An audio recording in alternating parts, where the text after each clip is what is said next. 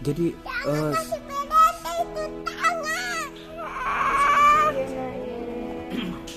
namanya siapa Bu? Ya, anak keberapa? Anak ketiga Dari tiga bersaudara, 3 bersaudara. Terus saudaranya yang lain Bu? ada di kampung. Oh di kampung. Suami kerja apa Bu? Ini ditambang cuma ada masang lagi. Sebagai apa di sana? Supir kan, pemilik atau apa? Saya Ini Bu kurang paham, saya dipijit ini keluhannya apa Bu? sakit kepala, Oh, demam terus. Jadi kita kan di kampung tahu cuma antarnya di bidan. Iya. Bidannya kan cuma taris-taris begitu tak. Sekali lagi terima kasih. Assalamualaikum warahmatullahi wabarakatuh.